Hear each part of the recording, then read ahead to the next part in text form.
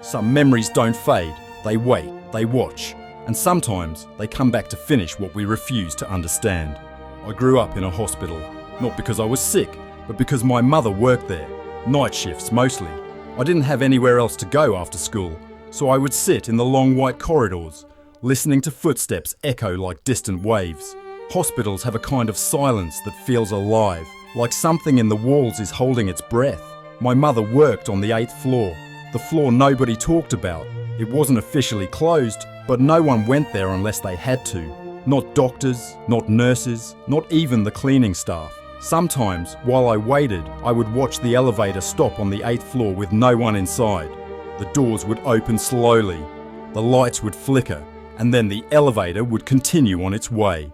My mother told me never to go to that floor. So of course, being a child, I did. I was 10 the first time. The hallway was long, lit by coal fluorescent lights that buzzed and flickered. The air was colder than the other floors, like standing in a basement full of unfinished thoughts. There were doors on both sides, but no room numbers, just blank silver plates, all except one. The last door on the left had a number, room 866, and someone was standing in front of it, a man, tall, thin, wearing a long hospital gown that hung loosely over his frame. His back was to me, his head tilted slightly like he was listening to something I couldn't hear. I remember every detail, the way my breath caught, the smell of disinfectant, the faint ringing in my ears. I don't remember making a sound, but he turned, slowly, too slowly. His face was wrong, not deformed, not monstrous, just wrong in a way I still can't explain, like the bones under the skin were borrowed from someone else. His eyes met mine. He didn't blink, he didn't move, he just watched me. I ran. I didn't stop running until I reached the lobby, and even then, I felt him looking at me, like his gaze followed me home. I didn't tell my mother. Some things are too strange for words. Years passed, we moved away, life went on. I grew up, became an adult, got a job, lived normally, until my mother got sick. It was sudden. A collapse in the kitchen. The diagnosis was fast and cruel. The doctors said it was a degenerative neurological condition, irreversible, terminal. They gave her 8 months, maybe a year, and they transferred her to the same hospital, the same building, the same 8th floor, room 816. I didn't believe in fate, not until that moment.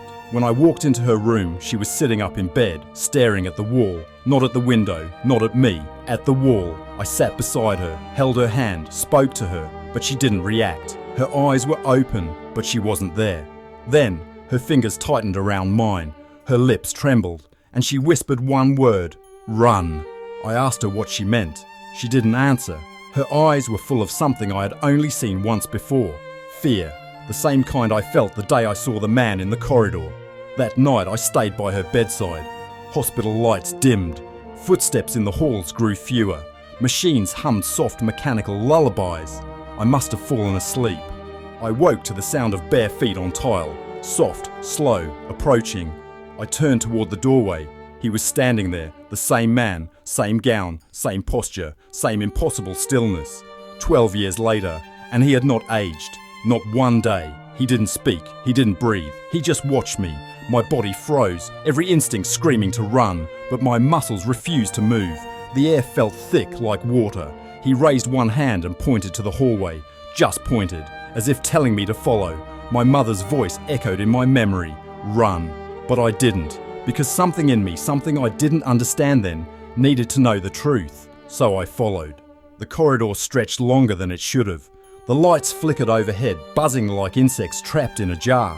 Every step echoed unnaturally, like the building was empty for miles. We reached the end of the hall. He stopped, and he spoke. His voice sounded like two voices layered together. "You left her here." My breath shook. "Left who?" He turned his head, not toward me, but toward the wall beside us. A wall with peeling paint, a wall like any other, except now I remembered. There used to be a door there, a door I passed every day as a child. A door that led to a long-term care room, a room for patients who were never going home, a room for my father. But I never visited him. I never asked why he was there. I never said goodbye. He died when I was 9, and I never looked back. The wall flickered, like the memory was trying to push through the present. My mother didn't work on the 8th floor because it was abandoned. She worked there because she didn't want me to see him there, alive and suffering and waiting for a son who never came. My legs weakened. The man stepped closer, not threatening, just present, and I saw him clearly now. His face, his jaw, his eyes, my father, but not alive, not dead, something in between, held, not by machines, but by memory, by grief that had nowhere to go, by a place that remembers what people try to forget. He lifted his hand and gently touched my face. His voice cracked. "You forgot me." My vision blurred. I didn't know. I was a child. I didn't understand. His expression did not change. "You left me in the corridor." My chest tightened until I couldn't breathe, because he was right. I had run from the hospital once, and I had never gone back, not for him, not even after he died. My father stepped back, and I understood. He wasn't here to haunt me. He was here to end, to let go, to be seen, one last time.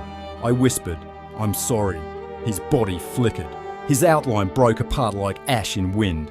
His face relaxed. For the first time in my memory, he looked peaceful, and then he was gone. My mother died 3 days later, peacefully, quietly. I held her hand when she went, and I didn't run. I stayed for both of us. The hospital is still there. The 8th floor is still quiet. The elevator still stops there sometimes with no one inside. But now, when I pass the corridor, it's just a hallway. Nothing waits for me there anymore. Because some ghosts don't exist to scare us. Some ghosts exist to remind us. The greatest hauntings are the promises we break to the people who loved us. And the memory that never left the corridor wasn't his, it was mine. Sometimes the dead don't want revenge. They just want to be remembered. Because being forgotten is the only death that truly lasts.